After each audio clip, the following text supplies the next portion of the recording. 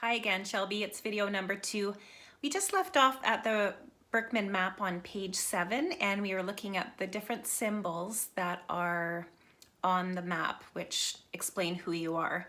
So at the top here, there's just an explanation of why the symbols are placed in a certain area. So we have a horizontal and a vertical axis on the quadrant down below, or the big square down below. And you can see that you have a little circle and a square at the top right side, and it's in the most outer portion of that green quadrant. And this just means that your circle and square characteristics are very, very strong or dominant in this green zone. If that circle and square was closer to the center, like your asterisk or the star is, then it means that the characteristics that you hold in that green quadrant are more slight. They're not as strong. They're evidently there, but they're not as strong as if they were on the outward border of the quadrant. So the darker color in each square represents a more dominant representation of that color. So the asterisk in particular represents what you like to do and where you gravitate in terms of the activities you would enjoy. Your usual behavior is described or represented by the diamond. And the diamond, which is really cool, your usual behavior, is how people see you from their eyes. And this will show your strengths and your most productive style. And your usual behavior is how you act when your needs have been met, which is really cool. That diamond is solid. The circle, which is accompanying the square, inside the square, represents your needs. So the circle is going to be those hidden or invisible needs that only you know deep inside of you, and unless they're shared with others, they're just what you're made up as far as your needs. So they represent how you need to be or how you expect to be treated by other people and your environment. So just not people, but your environment. And lastly, the square. This represents our stress behavior. So it represents your frustrations. This is your reactive, unproductive style. So stress behavior is how you act when your needs have not been met for an extended period of time. You may see some of the challenges you face arise here. And what's particularly interesting about the Birkman assessment is the circle is inside the square. And they did it like this on purposely because the two are directly proportional to one another. If your circle or your needs are met, then your stress behavior stays down. And if your needs are not met, then your stress behavior is on the up and up. So you can't affect your needs or your stress behavior without affecting the other. So that's why they're together, the circle inside of the square, and we'll talk about that a little bit more. So your circle and square are in the green, and asterisk is in the yellow, and diamond is in the blue. You're a very colorful woman. Let's see what this all means. Oh, one more thing on the big square, or the map we should call it, is at the very, very top of the red and the green squares. This is a more extrovert section of the map. Down below under the blue and green is a more introversion or more introverted section of the map. And compared from left to right, left is more task orientated by the yellow and the red, and on the green and blue side, on the right side, it is more people orientated. So as we can see with your needs and stress behavior, they're both very people orientated and communication orientated, just as your diamond is. And your asterisk, which is little ways away from the other two on its own, is in the yellow, which is really cool because your interests lie within a color that are unlike the other ones. One other thing about your asterisk is it's so close to the center. And this is really, really unique and very special about you, Shelby, because although your dominant interests are in the yellow quadrant, it's so close to the center that you're going to carry many, many traits or many interests that fall into the red, green, or blue quadrants as well. So if you find that you're interested in a lot of things and sometimes you just can't decide what you should solely be interested in or what you want to focus on, that's completely understandable because your interests, your asterisk, is so close to each color quadrant. Very interesting. I like that. Okay, page 8. Explanation of your interest. So we'll just carry on with your asterisks. Your asterisk is in the yellow quadrant, but it's very close to the middle.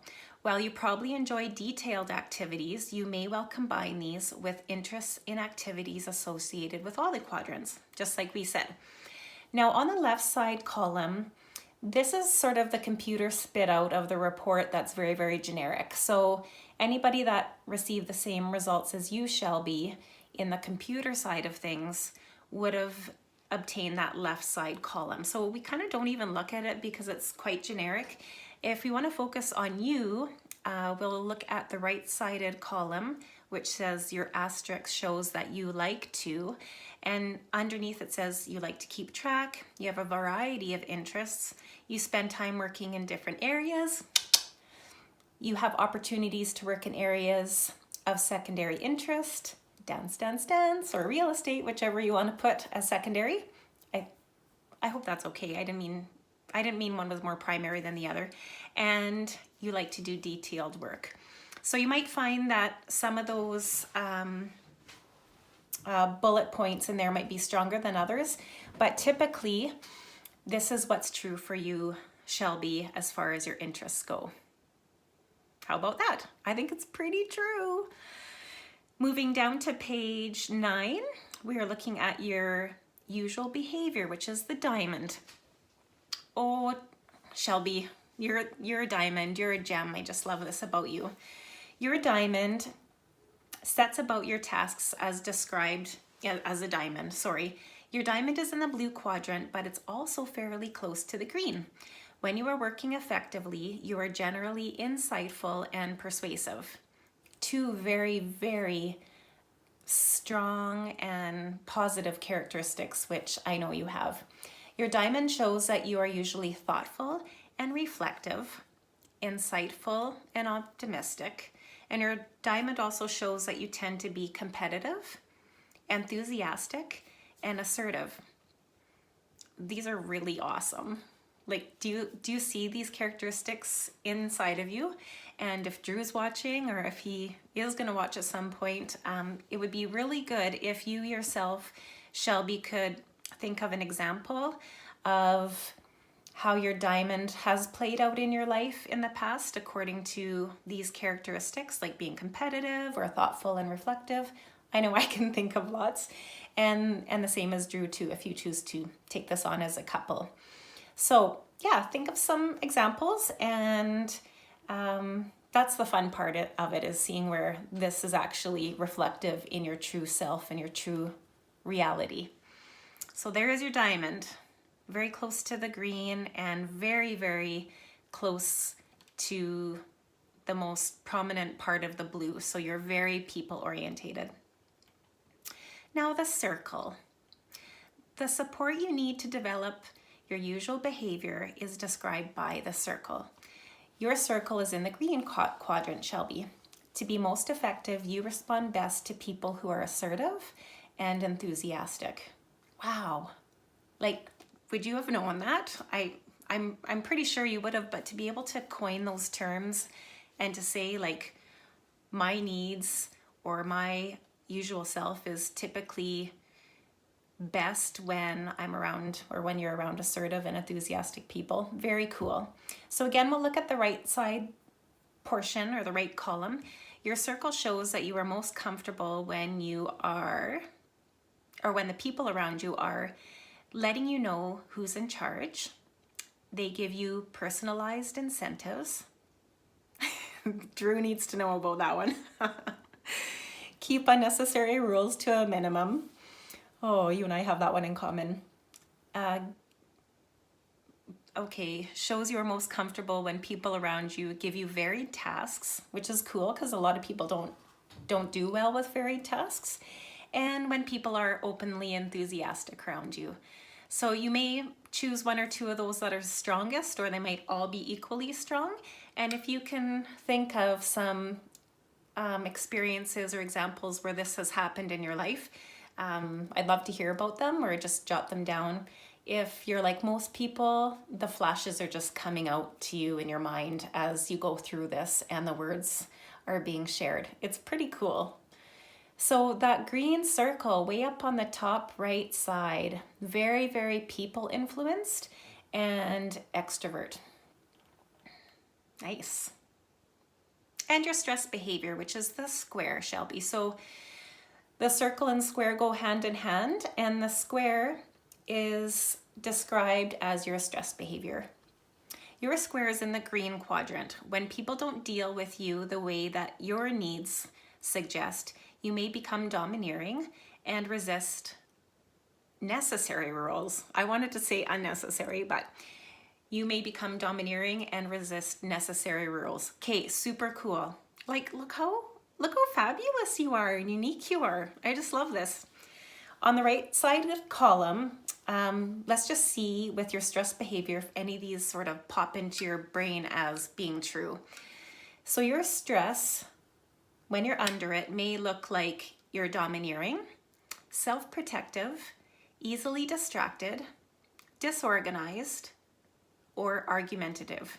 So these are not necessarily negative behaviors, but they are red flags sharing with the world and with yourself that your usual behavior is not being supported through your needs. And people will see your stress behavior because your usual behavior is not being put out there by you. Something's different about Shelby. Something mustn't be right. And that's where this can be super, super fun or super enlightening is, oh my gosh, Shelby's kind of self-protecting. She's gone off and away on her own, and she's usually out and about with people and fueling up. Something maybe isn't quite right. So it gives those on the outside a cue that you're not in your usual behavior, which we know as your diamond. Okay? Competitive, enthusiastic, assertive, thoughtful, reflective, insightful, and optimistic. So on that stress behavior list, I'm just curious, do those match or mirror the Shelby that you know? And jot down anything that comes to mind that's super strong. I can't believe how close to the edge your circle and square are, your needs and your stress behavior. Super, super, super strong characteristics when they're shining. So page 12 is just an explanation that we're going to be looking at your interests next, And the Birkman report is super cool because it will generate this report that we'll see next of your actual interests. Now, I'm going to caution you before we go forward, there is a difference between interests and skills. And as we grow up and mature into our natural characteristics, we may find that we're very, very, very skilled at one thing, but we might not be interested in it. And an example of this is someone graduating from grade 12 and they've done like exceptionally well in, accounting classes, math classes. I don't even remember what they're called anymore, but they're a numbers person across the board. So naturally they go into a career or into post-secondary studies that has to do with numbers. So they might go into accounting or something along that line. However, just because they're skilled at it doesn't necessarily mean they're interested in it. With this example, the individual a few years later, after being in the career as an accountant, finds out that they're not very happy. Like, man, they were so good with working with numbers, but even though they were good at the numbers and skilled at them, it wasn't an interest. So it's super important that we're working with our interests in our life. And this next, I don't know what we want to call it, grid, just shows what your interests are. And woof, girl, like It is on point. This is page 13, and each of the colors, so red, blue, yellow, are all gauged out of 100. So if you first look at scientific, your percentage of scientific is 88%. Like, that's the highest interest on your grid. However, it's not very far away from the green, which is your social services, at 87%. So you've got two super strong ones that are in the 80s, scientific and social. And if you just read over those explanations, research, analysis, intellectual curiosity, you like to investigate, explore, experimenting. Under the green, social service, helping and advocating for people. That's like awesome. Teaching, counseling, and volunteering.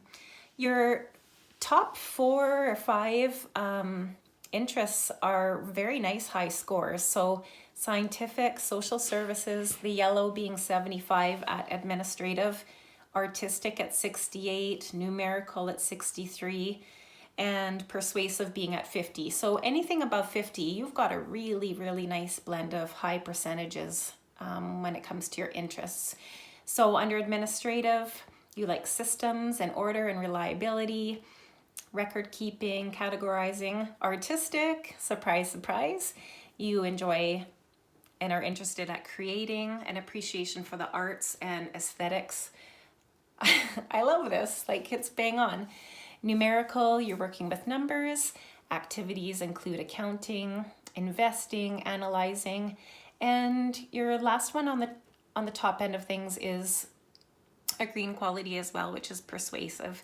So you enjoy motivating, selling, persuading in amazing positive ways, debating, influencing, and promoting.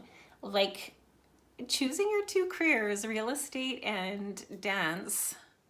Oh my goodness, professional dance. You're point on with your interests. So you've done really well, Shelby, steering yourself in the direction of your interests with your career in life. Way to go. I love seeing this. And then on the bottom side of things, so 30, 29%, 26, those are all very, very close. So musical, literary, which is your writing and reading and editing, appreciation for language, and technical, hands-on with technology, programming, assembling, and working with gadgets. Those are all really close together. And way at the bottom, like super, super way at the bottom, is the lonely outdoor. So at 15%, working in an outdoor environment just would not interest you. So thank heavens that most of real estate is inside, and dance too. And no wonder putting up signs is like insanely difficult and challenging some days over the others. Okay, that's cool. This is really a nice section for a spouse to see. So I hope that you enjoy looking at your interests. It'll be nice to see what his are. I know we kind of know this information, but when you see it plotted out in numbers and such well descriptive words, it sure caters to allowing us to describe who we are, and it allows us to describe who we are to others if those circumstances arise, like in a job interview, or if somebody's questioning you professionally, or if you're doing a talk. I just love that about this. Now, your strengths, these are going to be depicted on page 15, and this is just something you can work on your own, Shelby. And there's a number of bullets here, it looks like 10 or 12, and you're just going to read through carefully and check off the ones that are most significant for you. There's no amount that you have to have, and you may have as little as 1 or 2 within this. So go over your strengths, and I would like to have a peek at these with you when you're done with them on our follow-up call. Going to page 16, we're looking at career exploration. This pie graph is a really nice printout of where you would do best in your career world. So I looked at this earlier, and it's wonderful. You've picked careers that are in line with your natural characteristics and you've stayed away from careers that do not align with your natural characteristics. Like if you happen to choose, oh, let's see here. If you happen to choose engineering and architecture or transportation and material moving, food preparation and serving related, what else? Legal, like those just wouldn't work well with you for careers.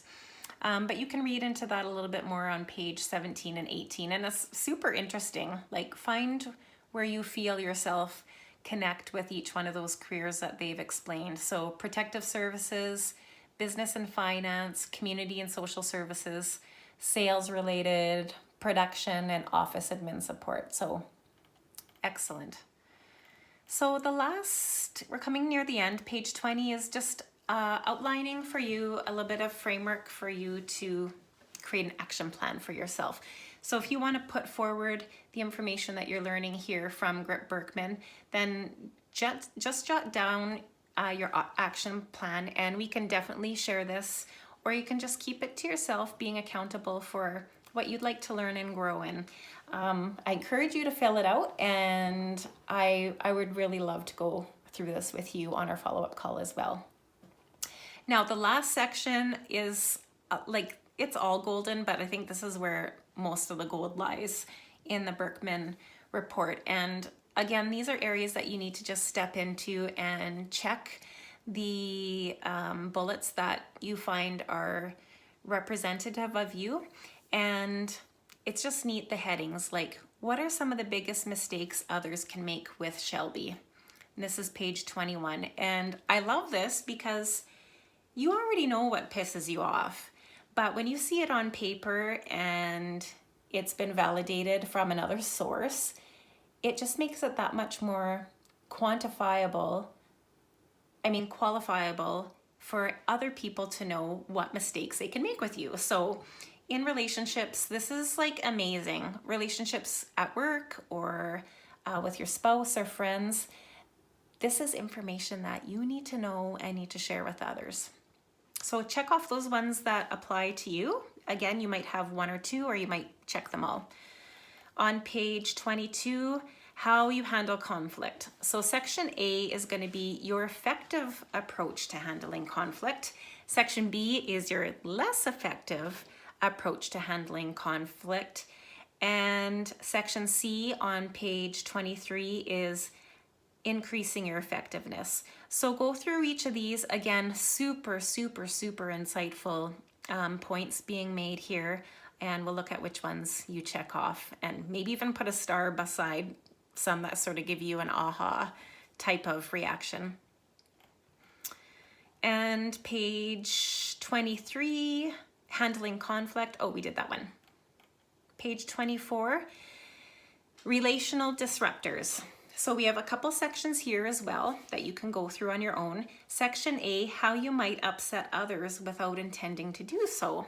So this is where it gets a little bit uncomfortable because the finger starts to point at yourself, but this is super good. Don't be hard on yourself, but these are key things to keep in mind and to draw back to on regular occasions to make sure that you're working in your strongest and most fruitful self. So go through section A, how you may upset others without intending to do so. Section B, how others may unintentionally annoy you. And section C, avoiding derailers and becoming more effective. I think this section is going to be super amazing for you, Shelby, because if you know how you might upset others without intending to do so, I know holding guilt and being sorry is a big characteristic for you. And if you know exactly how you might upset others and avoid those things, and I'm not saying you do it at all, like if anything you feel like you do and you're not, but it might help you prevent yourself from feeling that guilt if you know how to prevent upsetting others. And like I said, I often wish I could tell you that, oh, Shelby, this is not disruptive or upsetting at all what you're saying. So I think this is a really, really good section for you. Just a really good section, okay? It's a good section for everybody. And oh, I love this one. Page 26 looks at managing your time. So again, go through which is most significant for you and read them really carefully, check them off, and find out your most effective approach to managing your time. So you're gonna either be a prioritizer, a delegator, an engager, and you can kind of go through those things. After that, you'll look at your less effective approach to managing your time. So this report is going to tell you right now what your least effective approach is to managing your time, and you'll be able to check off the ones that are relatable to you with the experiences in life that you already live. So that starts at the bottom of page 26 and goes into page 27 and finishes with increasing your effectiveness to managing your time. So that wraps up the Birkman report, and wow, like it's solid. I enjoy seeing everybody's report so much, and it's even more gratifying when you know the person. But when you don't know the person and you share this information, you sure get a lot of wows and almost fireworks going on, because people are like, wow, this is really bang on. So I'm going to follow up with the next section of your report, which is the leadership grip, and you can expect for it to be about the same length of time as this one to review.